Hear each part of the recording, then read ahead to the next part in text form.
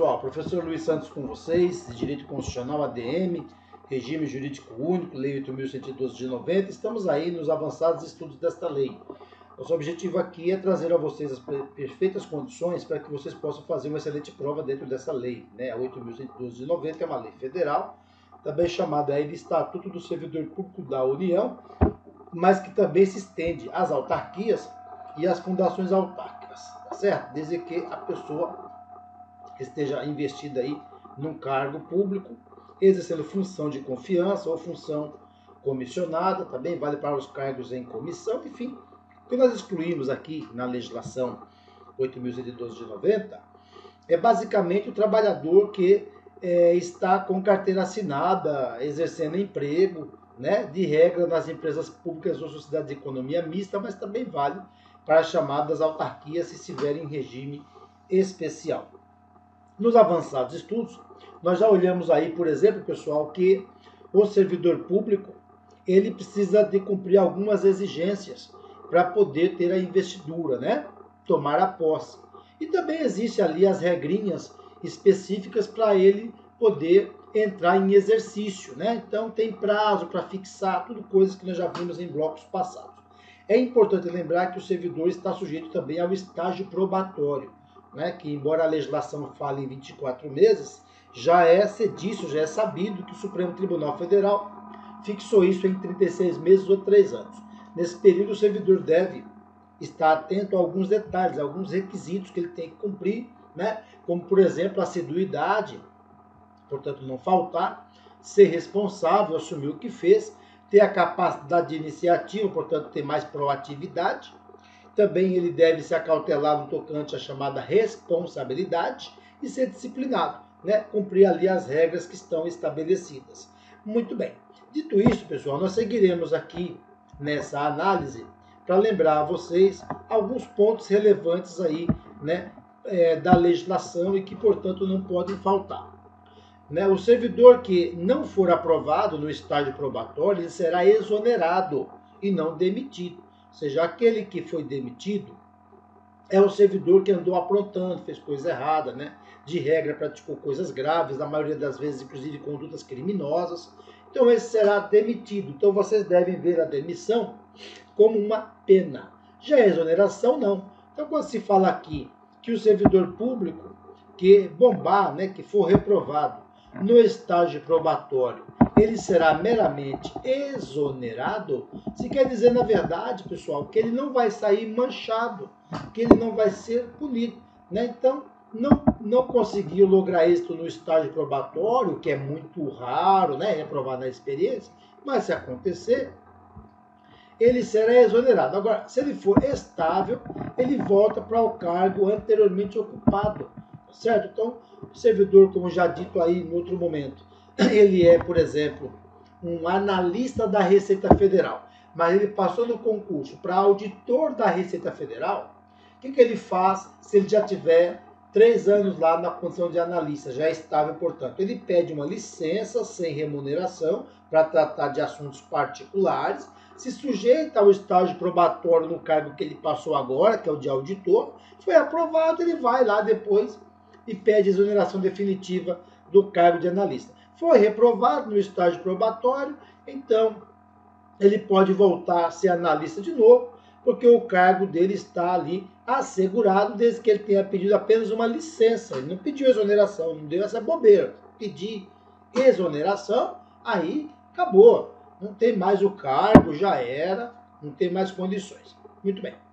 O servidor em estágio probatório poderá exercer quaisquer cargos de provimento em comissão, pessoal, função de direção, chefia, assessoramento, como nós chamamos aí, no órgão ou entidade de lotação, quer dizer, lotação entenda, onde ele trabalha, e somente pode ser cedido para outro órgão ou entidade para ocupar cargo de natureza especial, cargo de provimento em comissão, direção, assessoramento superior, que nós vamos chamar aqui de DAS. O que, professor, significa essa sigla? DAS, direção, D, assessoramento, A, superior, S, DAS. Então, o servidor público que estiver no estágio probatório, não há nenhum problema dele assumir esses cargos em comissão, onde ele será diretor assessor, tá certo, pessoal? Trabalhar aí na área superior, portanto, nesses níveis que estão colocados aí no slide. O servidor que estiver em estágio probatório pode ser concedido licenças e afastamentos a eles também. Agora, está lá no artigo 81, nós vamos depois olhar, portanto, que é do inciso 1 a 4. Então, quer dizer, servidor que estiver ainda no estágio probatório, ele não terá todas as licenças. Ele não terá todas as licenças. Então, o que acontece, pessoal? Nós temos algumas licenças que ele não poderá receber. Por exemplo, uma licença para mandato classista, que é para servir ao sindicato. Então, se ele estiver no estágio probatório, ele não receberá a licença do mandato classista. Beleza? Existe uma outra licença que não vai ser dada a ele, que é a licença para capacitação. Essa licença para capacitação exige 5 anos no serviço público. Ora, se ele está no estágio probatório, ele nem completou 3 ainda. Então, ele também não tem direito à licença para capacitação. E existe uma derradeira também, que é para tratar de assuntos particulares. Para tratar de assuntos particulares. Aquela que ele tira, por exemplo, para submeter-se a estágio probatório relativo a outro cargo, quando ele passa em outro concurso. Tá certo? Lembra? Se não der certo lá nesse outro que ele passou, ele pode voltar, né? Ser reconduzido ali para o cargo que ele tinha anteriormente, mas é importante que ele já tenha os 3 anos na casa, porque senão também não será dada essa licença aqui. Aqui fica fácil entender. É só você lembrar do funkeiro conhecido aí, já falecido, que Deus o tenha, Mr. Catra, tá bom? MC Catra, você vai lembrar do MC Catra para te ajudar na prova lá, mandato classista, licença para capacitação e também para tratar de assuntos particulares. Essas licenças, tudo bem? Essas licenças, o servidor que estiver cumprindo estágio probatório não terá direito a essas licenças. Tudo bem, pessoal? Não terá direito a essas licenças. Então, vou colocar aqui um nãozinho para você lembrar que não pode ir no show do Mr. Catra aquelas pessoas que estão ainda começando a vida e tal, né? É isso aí. Bem que não dá nem para ir mais no show do Catra, porque o Catra faleceu também, teve uma doença grave aí, há um tempo atrás, acabou morrendo. Mas eu continuo usando aqui para ajudar os meus alunos a fixar as regras da licença que não serão concedidas durante o estágio probatório. Perfeito, vamos em frente. O estágio probatório ficará suspenso durante as licenças e os afastamentos previstos na lei, bem assim nas hipóteses de participação em curso de formação, e será retomada a partir do término do impedimento. Ou seja, se a prova perguntar a vocês se é possível suspender o estágio probatório, ele não fica correndo por um período, a resposta é certa, né? Uma questão mais genérica. A questão mais específica que quer saber quais são as hipóteses de suspender o estágio probatório, pessoal, aí só lendo mesmo o artigo 83, 84, esses que estão aqui. Acho difícil cair na prova, mas uma leitura sempre é bom. O servidor habilitado em concurso público e empossado em cargo de provimento efetivo adquire a estabilidade no serviço público ao completar 3 anos efetivo exercício. Então aqui onde está 2, que é evidentemente a redação dada em 1990, ela perdeu força em 1998 com a emenda constitucional 19 de 98. Portanto, a mesma regrinha que nós já tínhamos falado sobre o estágio probatório, nós vamos também aqui colocar sobre a estabilidade, em que você tem que imaginar o seguinte: esse artigo 21, consoante ao tempo para alcançar a estabilidade, foi revogado pelo artigo 41 da Constituição Federal, que eu recomendo você dar uma lidinha aí. Já a parte do estágio probatório, que nós olhamos, né, no bloco passado e fizemos algumas alusões nesse mesmo bloco, não é que houve uma mudança na Constituição, porque a Constituição sequer trata do estágio probatório, tá? Mas o que houve mesmo foi o entendimento do Supremo Tribunal Federal, em 2008, 2009, portanto já faz muitos anos, determinando que o servidor deve cumprir o estágio probatório em 3 anos ou 36 meses. Lá para cá já teve prova aí na banca do Sebrasp, né? E o que foi decidido ali no gabarito é que o estágio probatório tem duração de 3 anos, portanto. Então, fica tudo certo, sem nenhum problema, portanto. Muito bem. Consoante aqui ao artigo 29 da chamada recondução, é bom primeiro vocês se recordarem que a recondução é uma forma de provimento de cargo público, né? Então, o servidor público reprovou no estágio probatório e, portanto, ele foi agora reconduzido, né? Mas coloca-se aqui no artigo 29 algo a mais, né? Olha lá, a recondução e retorno do servidor estável ao mesmo cargo que ele tinha antes e decorrerá, primeiro, a pessoa bombou no estágio probatório relativo a outro cargo, conforme já explicado. Outra hipótese, reintegração do anterior ocupante. Agora, o que aconteceu aqui, pessoal, nesse item 2 que está aqui na nossa pauta? Um servidor público que foi demitido, perdeu o cargo, acusado de crime, sabe Deus as razões, foi demitido, conseguiu provar a inocência, tá certo? Tanto no campo administrativo pode rolar essa reintegração, como também no campo judicial. Ele provou na justiça sobre a inocência dele, em decorrência disso, ele voltou à atividade. Ele foi, portanto, reintegrado ao mesmo cargo que ele ocupava antes. E aí é importante você saber que, nesse caso, ele vai ser reconduzido. De modo que você tem o instituto da reintegração para aquele que, evidentemente, provou a inocência e voltou, isso também é uma forma de provimento, e você tem aqui o instituto da recondução. Porque o que acontece? Se uma pessoa foi reintegrada, ela vai voltar para o mesmo cargo que ela tinha antes. No entanto, imagine que você está nesse cargo e agora você tem que sair, porque o reintegrado volta para o mesmo cargo que ocupava antes, e aí você vai voltar para o cargo que você tinha antes, se é que você tinha, né? Então você tinha lá o cargo X, foi para X1, né? O ocupante de X1 voltou, você volta para X. Então você está sendo reconduzido em razão do outro servidor que foi reintegrado. São institutos jurídicos diferentes, mas que vocês devem estudar aqui, portanto, em concomitante. Encontrando-se provido o cargo de origem, pode acontecer, você está em X, foi para X1, tá certo? O servidor foi demitido, você foi promovido. O servidor demitido é reintegrado, volta a ocupar X1, você volta para X, tá certo? Mas se X estiver preenchido, né? Fizeram lá um concurso, preencheram X. Então, você vai ser aproveitado em outro cargo. Observado aí o artigo 30. Isso aqui vale também para as máximas constitucionais lá do artigo 41, que é aproveitado em outro cargo, colocar 41 da Constituição, tá? Aproveitado em outro cargo, colocado em disponibilidade, com remuneração proporcional ao tempo de serviço. São fatores que podem ocorrer também, tá certo? Dentro dos estudos que nós fazemos aqui do regime jurídico único e concomitante com regras de direito administrativo, com regras de direito constitucional. É isso. Perfeito. O retorno à atividade de servidor em disponibilidade far-se-á mediante aproveitamento.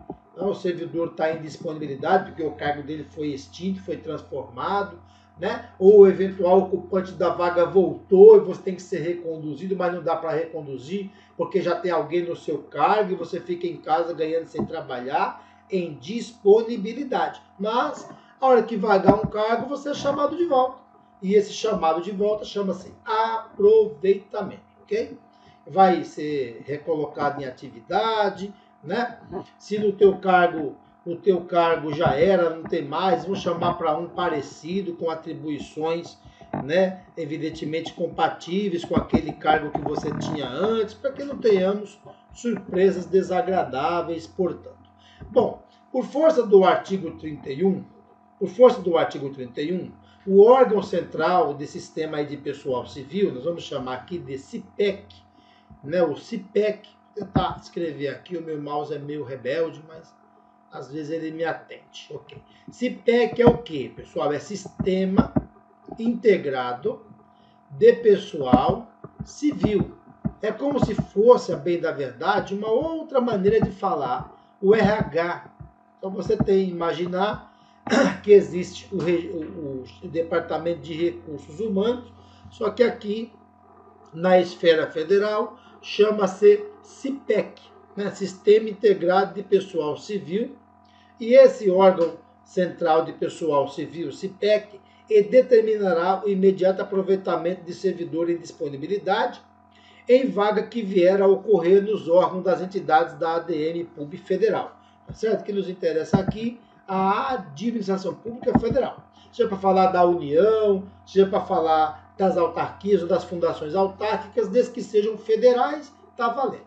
Ok? Então a ideia central aqui, que eu quero deixar vocês muito por dentro, é que existe, né, um Departamento de Recursos Humanos, um RH, que aqui chama pela sigla CIPEC, esse Sistema Integrado de Pessoal Civil, que vai fazendo, digamos assim, uma espécie de controle, né, uma listagem, digamos assim, daqueles servidores públicos federais que estão em casa, ganhando, sem trabalhar, que estão em disponibilidade, seja porque o cargo foi extinto, porque o cargo foi transformado, ou porque o anterior ocupante da vaga voltou para o cargo que tinha antes e não tinha onde colocar esse servidor que está lá ocupando.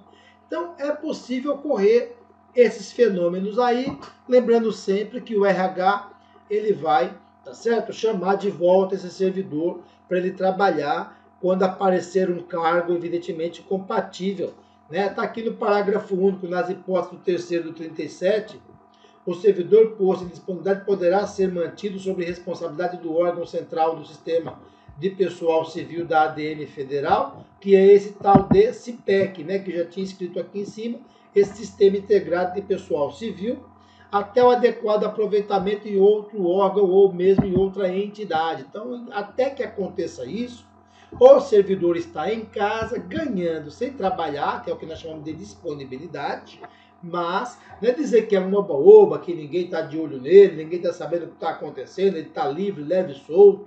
Não é isso não. Existe sim esse órgão chamado CIPEC, que se encarrega de ficar ali, digamos que exercendo algum tipo de controle desses servidores que encontram-se atualmente em disponibilidade, que é quando ele está em casa ganhando sem trabalhar. Tá certo? Tudo bem, está na Constituição que ele recebe de maneira proporcional.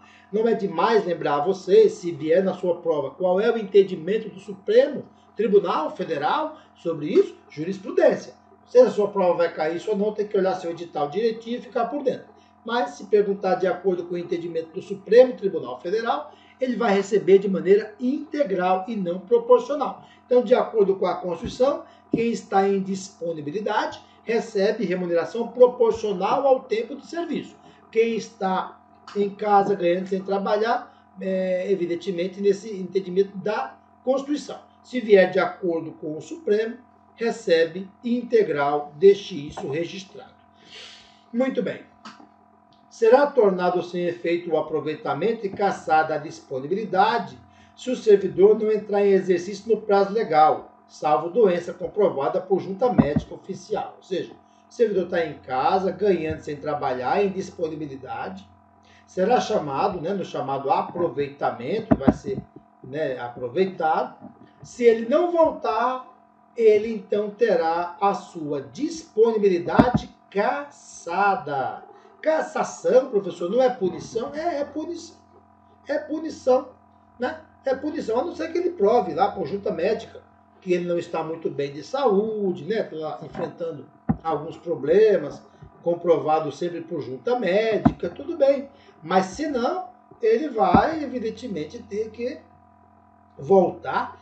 E uma das consequências, quando não volta, galera, é que perde, né, a disponibilidade de maneira punitiva, uma cassação.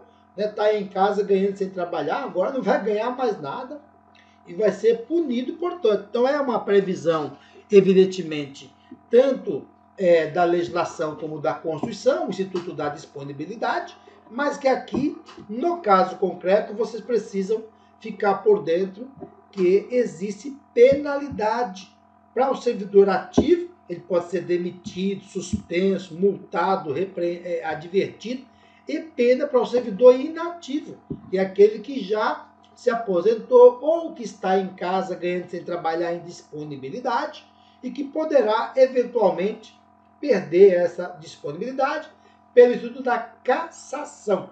Tudo bem? Quando chegarmos no ponto de estudo das chamadas penas disciplinares, nós vamos conhecê-las lá, ó. Mas eu vou aqui cantando para você. Tem advertência, tem suspensão. A suspensão pode ser convertida em multa, dependendo da conveniência. Tem demissão, tem cassação de aposentadoria ou cassação de disponibilidade. E tem também a chamada destituição, tanto do cargo em comissão como da função comissionada, certo? Mas chegaremos lá oportunamente, vamos devagar aí com andor. Só espero que vocês estejam conseguindo assimilar aí esses conhecimentos, é o nosso objetivo, portanto. Perfeito, e chegamos aqui, galerinha, nas hipóteses de vacância do cargo público, né? Então, as hipóteses de vacância, já foi dito aí no primeiro bloco de aula, né? Numa abertura mais, digamos que genérica da matéria. Agora nós estamos na avaliação dos artigos. Lembrando sempre a vocês que as hipóteses de vacância do cargo são aquelas em que o cargo está vago. Vacância, cargo vago. E vagou por quê, professor? Porque o servidor não quer mais continuar. Ele pediu exoneração. Ou o servidor foi reprovado no estágio probatório. Exoneração. Então, lembre-se sempre que a exoneração, quando ela é a pedido, o servidor pediu, né? Passou no outro concurso, quer tocar a vida por lá, não quer mais ficar nesse cargo, pede exoneração, que não é pena. Mas eu posso também ter a chamada exoneração de ofício, que é o quê? A exoneração de ofício é quando o servidor público, ele, vamos assim dizer, reprovou no estágio probatório e foi exonerado. Ou ele, havendo tomado posse, não entrou em exercício no prazo legal, não foi trabalhar. Ele também tem que ser exonerado, porque ao momento em que ele assina a posse, ele já é contado no rol dos servidores públicos. Tá certo? Então, se ele está contado no rol dos servidores públicos, para eu poder tirá-lo desse rol, eu preciso, evidentemente, tirá-lo de alguma forma, ou demitindo ou exonerando. Aqui, no caso, não posso demitir se ele não praticou nenhuma conduta irregular, pessoal.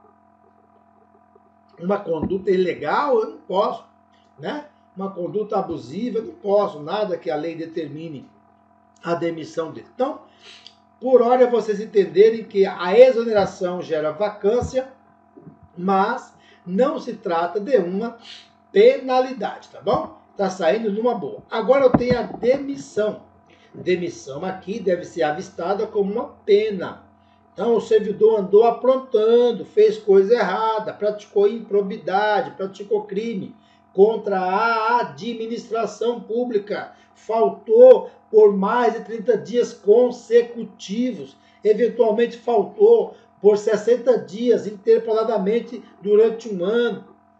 Tem lá as hipóteses previstas na lei, que nós vamos depois avançar e chegar lá, já lá pelo artigo 132, quais são as hipóteses. Portanto, tem uma lista de situações em que o servidor poderá ser, portanto, demitido. Chegaremos lá, beleza? Tem aqui também a promoção. Vocês devem se recordar que quando nós olhávamos as hipóteses de provimento, nós falávamos que na promoção o servidor público ele gera provimento e vacância, né? Porque se foi promovido, saiu de um cargo, concorda não?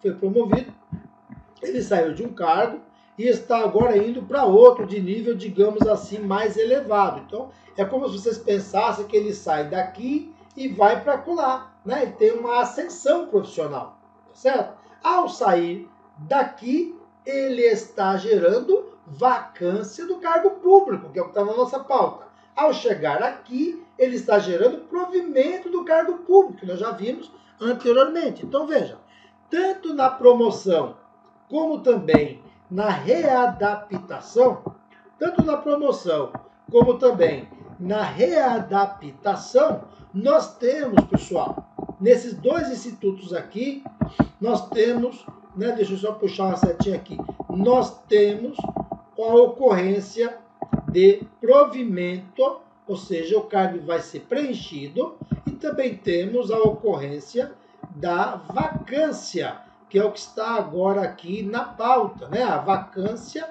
se escreve com N, tá? Vacância. Vacância é quando o cargo está vago. E tanto na promoção, quando o servidor tem a ascensão, né? Uma subida, digamos assim, uma ascensão no cargo público, como também na readaptação, que é quando nós temos o servidor público assumindo, digamos, um novo cargo, agora compatível com sua nova realidade, entende? O servidor adoeceu, teve lá um problema grave de saúde, não daquelas que levam à aposentadoria, pessoal, mas que de certa forma, digamos assim, reduz a capacidade dele de continuar naquele cargo. Ah, professor, aposenta ele. Veja, filho, até por mandamento constitucional, após a última reforma da Previdência, o servidor só pode ser aposentado por invalidez quando não for possível fazer a readaptação dele. Ou seja, houve, a partir da emenda constitucional da reforma da Previdência derradeira, de 2019, um grau a mais de dificuldade para a concessão do benefício previdenciário da aposentadoria. Então, antes há que se tentar readaptar. Não sendo possível readaptar, tá certo? Às vezes não é possível, é um derrame que o servidor teve com graves comprometimentos motores, tá certo? Ou, evidentemente, é uma doença grave, contagiosa ou incurável. Não há meios de readaptar, aposenta ele, certo? Mas primeiro tenta-se readaptar, colocar em novo cargo, agora compatível com sua nova realidade, né? Em decorrência da doença ou em decorrência do acidente. Por ora, isso aqui eu estou indicando para a prova, tá? Tanto aqui a promoção, como também a readaptação, eu estou indicando para a prova, para dizer assim, olha, muita chance de cair esses dois aqui, porque eles conseguem gerar ao mesmo tempo e com o mesmo nome, provimento e vacância. Fique de olho. Chegamos agora a falar da aposentadoria. Aposentadoria é um instituto jurídico, também previsto, claro, no direito previdenciário, mas que está aqui para nós no regime jurídico único dos servidores federais. Por quê? Porque é claro, né, pessoal, o servidor se aposenta e, não obstante as regras constitucionais, nós precisamos também de regras legais para tratar do tema aposentadoria. Do ponto de vista conceitual, o que seria mesmo a aposentadoria? A concessão do benefício previdenciário àquela que houver cumprido todas as exigências legais para a concessão do benefício de aposentadoria. Lembrando vocês que nós temos essas regras, inclusive para a aposentadoria compulsória, tá certo? A compulsória é aquela que o servidor vai ter que se aposentar, queira ele ou não queira. Ou seja, a ideia da aposentadoria, que pode ser tanto a aposentadoria, né, espontânea, pediu evidentemente para se aposentar, porque já cumpriu as exigências legais, ou também pode ser essa compulsória, queira ou não queira, completou 75 anos de idade, vai ter que parar. Lei 152 de 2015, tá certo? É uma lei que complementa também essa que a gente está cuidando aqui. Quem for de carreiras especiais, por exemplo, policiais, vão se aposentar na compulsória aos 70 anos. Por isso, quando vocês chegarem no estudo do direito constitucional, vocês verão que lá tem a aposentadoria compulsória aos 70 ou aos 75 anos de idade, por conta de nós termos aposentadorias para servidores especiais, por exemplo, policiais, que vão se aposentar compulsoriamente aos 70, e, evidentemente, quem não estiver aí na lista dos especiais, vão se aposentar compulsoriamente aos 75 anos de idade. Perfeito, professor, mas quando eu estiver lendo lá, se aparecer 70 na lei, pois é, nós vamos chegar também nessa parte de estudo, mas já vou te alertando, tá, pessoal? Sempre que a Constituição Federal mudar uma regra essa que já constava anteriormente na lei, nós vamos fazer valer a regra constitucional.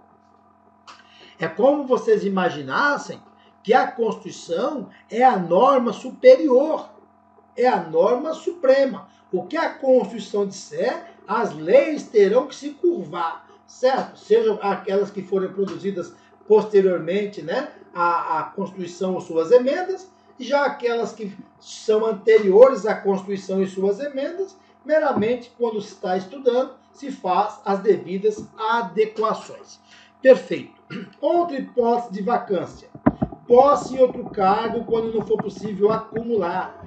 E o que ocorre, pessoal, quando nós chegamos no estudo da Constituição e da lei, nós perceberemos que só é possível acumular 2 cargos de professor. Um cargo de professor com outro técnico científico.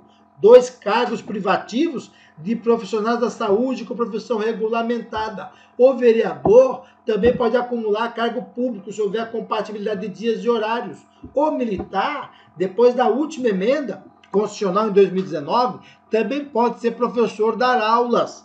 Então essas hipóteses de acumulação estão previstas na Constituição, tá certo? No estudo mais avançado, se percebe que juízes, magistrados, portanto, podem dar aulas e membros do Ministério Público, né, portanto, promotores de justiça no âmbito estadual, procurador da República no âmbito federal, poderá ser professor também, dar aulas. É uma lista curtinha dos que podem acumular de modo remunerado os cargos públicos. Professor, o da saúde, o vereador, o militar que quer ser professor, o magistrado ou o membro do MP que quer ser professor. Então, uma listinha ali. Quem não se encaixar nessa listinha, portanto, não poderá ter 2 cargos.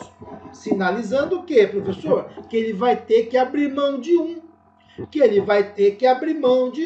Ou seja, vocês imaginem, você é técnico do INSS e passa no concurso para analista do INSS e você não vai poder ficar nos 2, porque não são acumuláveis. O que você vai ter que fazer? Você vai ter que escolher um.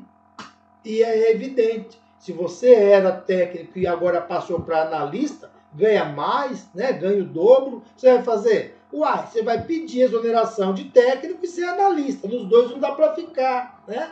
Mas sempre lembrando as regrinhas que eu já trouxe para vocês aí anteriormente, que é possível pedir uma licença, né, pessoal, para tratar de assuntos particulares por até 3 anos, sem remuneração, né, ali do cargo de técnico, para poder submeter-se ao estágio probatório relativo ao analista. Finalizou lá, você decide o que você vai fazer da sua vida, né? Você quer, não, eu prefiro agora ser analista, passei a cumprir o estágio probatório. Firmeza, é o que normalmente acontece. Se der errado, né, bombou lá no estágio probatório, não conseguiu ser aprovado, volta a ser técnico, o cara está te esperando lá, chama-se recondução. As exigências é o que mesmo para fazer isso, pessoal? Que já seja estável no cargo de técnico, tenha lá os 3 anos nesse primeiro cargo e que não tenha saído havendo sido exonerado, tenha saído meramente para cumprir uma licença. Firmeza? Seguro? Muito bem. E por fim, nós temos aqui o falecimento. Então, o falecimento é uma das causas da vacância do cargo público, né? O servidor morreu, dia seguinte é publicado no Diário Oficial que o cargo entrou em vacância. Professor, quando o cargo está em vacância, ele está hábil para ser preenchido, para ter provimento? Claro que sim.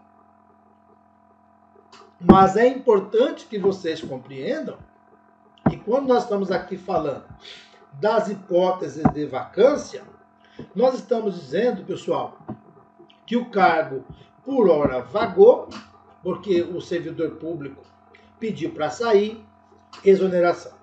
Ou ele, eventualmente, reprovou no estágio probatório, exoneração. Ou ele, havendo tomado posse, não entrou em exercício no prazo legal, exoneração. Ou ele foi demitido, se ele foi demitido, ele andou praticando crime. Ou às vezes nem é crime, mas é uma conduta grave, excesso de falta, tem lá as hipóteses. Então ele foi demitido, isso é manchado, porque a demissão é pena. Ou ele foi promovido, saiu de um cargo de menor estatura, né, ascendendo a um cargo de maior estatura, gerando vacância e provimento ao mesmo tempo, né, porque a promoção consegue isso. Sai daqui pela promoção, chega no outro pela promoção. Readaptação. O servidor agora vai ser colocado em novo cargo compatível com sua nova realidade, por doenças ou acidentes. Evidentemente que, quando não for possível readaptar, vai aposentar, mas é importante fazer a tentativa aí da readaptação. gerando provimento e vacância ao mesmo tempo e com o mesmo nome. Servidor cumpriu as exigências previstas na legislação, tem direito à aposentadoria, então esse está aposentado, o cargo vagou. Posse em outro cargo inacumulável, né? Nós falamos aqui quais são as hipóteses dos cargos acumuláveis previstos na Constituição e na lei. Falamos da saúde, falamos dos professores, falamos do vereador, falamos do militar, que pode ser professor também agora, falamos do magistrado, do membro do MP, que pode também acumular com o magistério, e por fim,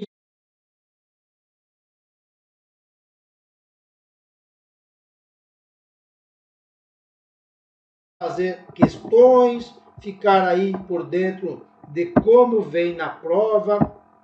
As questões, portanto, são importantes para evoluir no concurso, treinando, portanto, aí, beleza.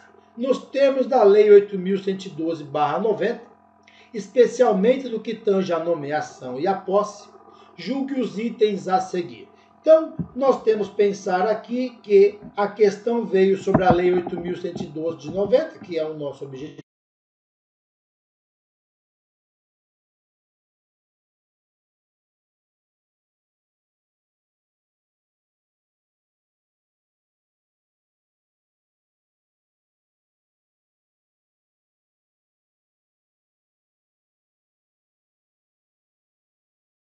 Nomeação, para quem está chegando agora, e a posse, que é aquele documento que deve ser assinado. Lembra, pessoal? Que a posse é a assinatura do termo, onde constam as responsabilidades, as atribuições relativas ali ao cargo ocupado. Beleza. Vamos à questão. A nomeação só poderá ocorrer para cargos efetivos. Lembrando você, se não assistiu blocos anteriores da minha aula, que eu sempre peço aos meus alunos para dar um break, né, para dar um freio aí no vídeo, quando vamos fazer questões, tentar responder a questão sozinho, depois daí, né, um play para funcionar de novo e ver qual é a resposta que eu dei e, é claro, os comentários que eu faço a respeito dessas questões. Então, vamos lá. A nomeação só poderá ocorrer para cargos efetivos. Resposta errada. Há um equívoco de quem estuda esse regime jurídico dos servidores, portanto, esse estatuto, de achar que esse estatuto ele cuida somente dos cargos efetivos. É um erro. Ele cuida também dos cargos em comissão, das funções de confiança e das funções comissionadas. O que está fora desse regime jurídico único do servidor é apenas o emprego público. Então, marcamos errado a essa questão e a justificativa, lógico, de estar errada, é colhida a partir da Lei 8.112/90, no artigo 9º, onde está colocado que a nomeação far-se-á em caráter efetivo quando tratar-se de cargo isolado de provimento efetivo ou cargo de carreira de provimento efetivo, ou seja, eu falo em cargo de provimento efetivo quando ele ocorrer em nomeação de caráter efetivo, certo, gente? Que é o que vocês buscam aqui estudando. Mas isso aqui é o item 1. Olhem que também tem o item 2. A nomeação far-se-á em comissão. É aquela galera que está entrando sem concurso, inclusive na condição de interino. Lembre-se que interino quer dizer o quê, gente? Trabalhar de maneira provisória para cargos de confiança vago. Esses cargos de confiança é uma nomenclatura mais, digamos que popular, né? Menos técnica, mas que é dado para o chamado cargo em comissão. Então, percebe-se aqui que o examinador, quando o legislador fez a lei, para não praticar o pleonasmo, a redundância, né? Nomeação far-se-á em comissão, inclusive na condição de interino, para cargos em comissão vaga, para não ficar muito redundante, muito pleonástico, ele acabou mudando aqui o finalzinho, dizendo, olha, nomeação em comissão é quando o cargo for de confiança, porque é um empecilho, né? Digamos, uma tentativa de impedir que se pratique o vício de linguagem, né? Porque, na verdade, esses cargos de confiança são cargos em comissão, entendeu? É assim que a Constituição chama, mas tudo certo, a pergunta aqui não tá, a resposta não está errada por conta disso, só estou te dando um alerta aí para você ficar mais por dentro. Beleza. Vamos ver mais uma questão juntos aqui. A posse ocorre com a publicação nominal na imprensa oficial daquele que em 30 dias deverá entrar em exercício. A posse ocorre com a publicação nominal na imprensa oficial daquele que em 30 dias deverá entrar em exercício. Cuidado, pessoal, com essas ratoeiras aqui, com esses pega-ratão. A pessoa falar aqui, ó, 30 dias, então, beleza, é realmente esse o prazo previsto lá no artigo 13 da Lei 8.112 de 90 para que ocorra a posse e vai errar na prova. Tá errado aqui, pessoal. Mas por que tá errado, gente? Porque a posse ocorre com a assinatura, tá certo, pessoal? Não é com a publicação nominal na imprensa oficial. Com essa publicação nominal na imprensa oficial, nós teremos, pessoal, a nomeação, certo? Não nomeou, agora após 30 dias você vai pensar na posse realmente. Então, a publicação nominal é a nomeação do servidor. Até aqui, ó, pela nomenclatura nominal de nomeação. Então, é a nomeação, né, que ocorre aí, portanto. A posse, ela não ocorre com a publicação. A posse, ela ocorre com a assinatura do termo onde constam as responsabilidades, tá certo? Onde constam as atribuições e os deveres, que serão evidentemente ali lançados sobre o servidor público. Então, marcamos errado.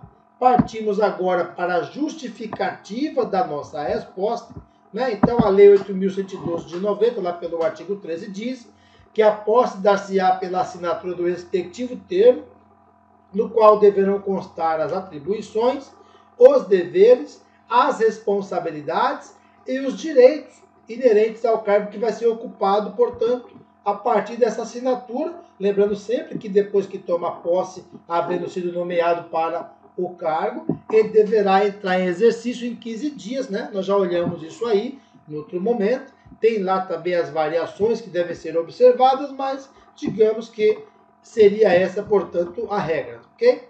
Essas regras de posse não podem ser alteradas de maneira unilateral por qualquer das partes, a não ser quando a lei assim admitir, quando a lei assim, digamos, prevê, certo? Então, estamos aí marcando errado pelas razões já explicitadas, portanto, aí. Firmeza. Tudo bem, pessoal? Estão conseguindo evoluir aí, aprender um pouquinho? Espero que vocês consigam o suficiente para serem aprovados no concurso, certo? Lembrando sempre vocês que quando nós estamos aqui estudando a Lei 8.112 de 90, nós estamos de posse de uma lei que tem uma capacidade de didática muito intensa, não é uma lei complexa, difícil de compreender, que você fica lendo e relendo, não entende nada. Perceba que é uma lei boa, né, e que pode permitir você aprender direitinho e fazer uma excelente prova, de sorte que o aprendizado da Lei 8.112 de 90 exige alguns conhecimentos constitucionais, alguns conhecimentos de direito administrativo, mas durante aqui as nossas exposições da própria aula das questões, eu procuro deixar vocês por dentro, né, dessas variações colhidas a partir da Constituição e também do direito administrativo. Lembrando a vocês que o concurso vai fazer a mesma coisa. Não existem questões aqui nos concursos atualmente que sejam estanques, sabe assim, questões isoladas, totalmente separadas de todo o sistema jurídico brasileiro. Não, vai ter sempre que saber um pouquinho do direito constitucional, um pouquinho do direito administrativo para responder com perfeição as questões, portanto. Valeu? É isso aí. Depois eu volto para trazer a vocês aí mais regras da Lei 8.112 de 90. Espero que vocês estejam conseguindo entender tudo aí. Valeu? Isso aí. Você acaba de assistir a uma aula ou uma parte das muitas aulas que nós temos aqui no Gabaritando CNU, Concurso Nacional Unificado. Se você chegou até aqui é porque gostou, não é verdade? Então continua, porque eu tenho um recado importante para te passar. Nós do Vencendo Concursos montamos o curso online preparatório, curso completo, acesso imediato, acesso ilimitado, teoria e questões comentadas, material em PDF e vários bônus. Caderno de questões com questões gabaritadas, milhares de questões à sua disposição, simulados, revisão de véspera. E estamos com um valor especial de lançamento, o curso mais barato aí do Brasil para vocês. Olha só, de R$ 497 por apenas R$ 247 à vista ou 12 vezes de R$ 24,65. Para você adquirir o curso, você vai fazer o seguinte: abaixo do vídeo, na barra de descrição, na barra de comentários, vai ter um link. Você vai clicar nesse link e vai ser redirecionado à página do curso. Lá encontrará todas as informações necessárias. Aí é só preencher seus dados, escolher a forma de pagamento e pronto. Vai começar a estudar aqui com a gente no Vencendo Concursos, porque aqui você vence. Se você tiver alguma dúvida, lá na página do curso tem um chat online. É só você mandar lá a dúvida que um dos nossos consultores vai te atender e vai sanar todas elas. Ou você também pode chamar na central de atendimento WhatsApp, tá aí o número 11 97465 6052, ok? Tô te aguardando, hein? Clica agora.